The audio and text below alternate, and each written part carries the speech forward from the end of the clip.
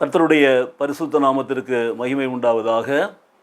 இந்த நாளிலே தேவ சமூகத்திலே கூடி வந்திருக்கிற நாம் சங்கீதம் 90:14 வசனத்தை நாம் தியானிக்க இருக்கிறோம்.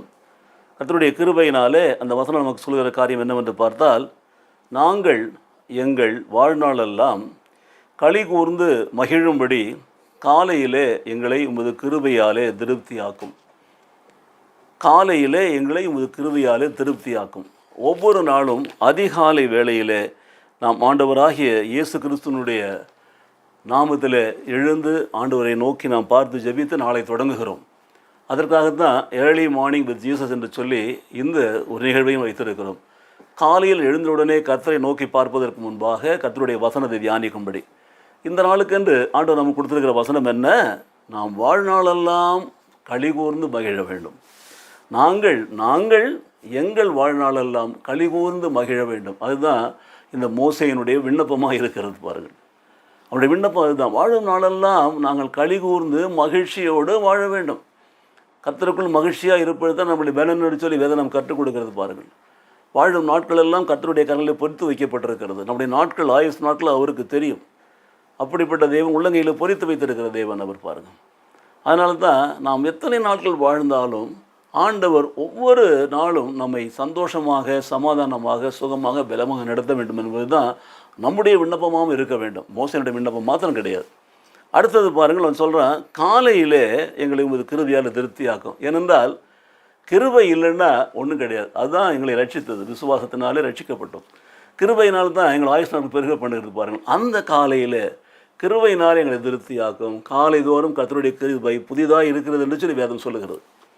அதிகாலை வேளையினை திருடன் கண்டடைவான் என்று சொல்லி வேதம் சொல்லுகிறது. பாருங்கள், அந்த புது கிருபைகளை ஒவ்வொரு நாளும் காலையில் கொடுக்கிற பொழுது, இந்த வசனத்தின்படியாக காலையிலே எங்களை உமது கிருபையால் திருப்தியாக்குகிற பொழுது, நாங்கள் ஒவ்வொரு நாளும், வாழும் நாளும், எல்லா நாட்களும் நாங்கள் களி கூர்ந்து மகிழ்ச்சியாக இருப்போம்.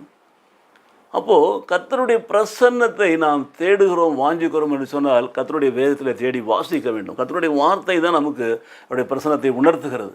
அந்த வார்த்தையை சொல்லி ஜெபிக்கிற பொழுது ஆவியானவர் நம்மை நிரப்புகிறார். ஆவியின் அபிஷேகம் நமக்கு பிரசனத்தை கொடுக்கிறது, வல்லமையை கொடுக்கிறது. ஆக வார்த்தையானவரும் ஆவியானவரும் நம்மை அதிகாலையில் நிரப்புகிற பொழுது நாம் தேவ பிரசன்னத்தை உணர்கிறோம். பாருங்கள், ஆக அந்த நாளை தொடங்குகிற பொழுதே நாம் மகிழ்ச்சியோடு சந்தோஷமாய் தொடங்குகிறோம். இந்த சங்கீதம் முழுவதும் சங்கீதக்காரன் மோசே எழுதின சங்கீதத்தில் அவன் சொல்கிற காரியங்கள்லாம் அதுதான். பாருங்கள், பல விஷயங்களை பார்க்கிற பொழுது அவன் சொல்கிறான், முதல்ல சொல்கிறான் பாருங்கள்,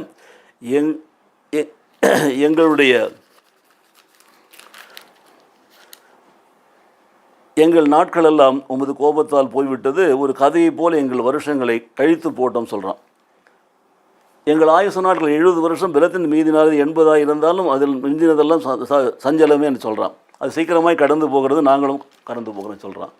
அதோடு மாத்திரமில்லை, கடைசியில் சொல்கிறான் பாருங்கள், எங்கள் நாட்களை எண்ணும் அறிவை எங்களுக்கு தாருங்கிறான். அப்போ வாழும் நாட்களிலே நாம் சந்தோஷமாய், சமாதானமாய், தேவனுடைய பிள்ளைகளாக தேவ பிரசனத்தை வாழ்கிற பொழுது we can count our days. நம் நாட்களை எண்ண முடியும். நம் வாழும் நாட்களை அறுதியிட்டு நாமே சொல்ல முடியும். காரணம் என்னவென்று சொன்னால், அதிகாலை வேளையிலே நாம் அவரை தேடுகிறோம், அவருடைய வல்லமையை நாம் நாடுகிறோம், அவருடைய வார்த்தையை நாம் வாசிக்கிறோம், தியானிக்கிறோம், அவர் பேசுகிறதை கேட்கிறோம். அந்த வல்லமை நிரப்புகிற பொழுது, அந்த கிருபை நம்மை நிரப்புகிற பொழுது, we are satisfied with whatever we have received so far, and we are going to be satisfied whatever we are going to receive. அதனால தான் எங்கள் வாழ்நாளெல்லாம் நாங்கள் களி கூர்ந்து மகிழும்படி காலையிலே எங்களை உமது கிருபையாலே திருப்தியாக்கும் என்று சொல்லி விண்ணப்பத்தை ஏறெடுக்கிறான். நாமும் விண்ணப்பம் ஏறெடுப்போமா? ஆண்டவரே, ஆயுஷ் நாட்களை பெருக பண்ணுகிறவரே, எங்கள் ஆயுசு நாட்களெல்லாம் உள்ளங்கையில் பொறித்து வைத்திருக்கிறவரே, இன்றைக்கும் கர்த்தாவே இந்த காலை வேளையில் நாங்கள் எழுந்த உடனே உம்மை நோக்கி பார்க்கிறோம்.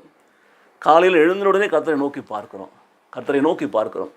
எழுந்த உடனே வேத புத்தகத்தை திறந்து வாசிக்கிறோம். வேத வார்த்தை, உம்முடைய வல்லமையை, உம்முடைய அபிஷேகம், உம்முடைய பிரசன்னங்களை நிரப்பும்படியாக ஒவ்வொரு நாளும் ஆண்டவரே எங்களை ஒப்புக் கொடுக்கிறோம். அந்த நிரப்புகின்ற அந்த வேளையிலேயே உம்முடைய கிருபை எங்களுக்குள் பொங்கி வழியும்படியாக, கிருபையினாலே நிரப்பப்பட்ட பிள்ளைகளாய் ஆயுஷ் நாட்கள் பெருகும்படி, வாழும் நாளில் மகிழ்ச்சியோடு சந்தோஷம் சுகமாய் வாழும்படி கர்த்தர் எங்களை நடத்தத்தக்கதாக நாங்கள் ஒப்புக் கொடுக்கிறோம் என்று சொல்லி ஒப்புக் கொடுப்போம். ஜெபிப்போமா? எங்கள் அன்பின் நேச பிதாவே, இன்றைக்கும் கூட கொடுத்திருக்கிற நாளுக்காக, வருடத்திற்காக உங்களுக்கு நன்றி செலுத்துகிறோம்.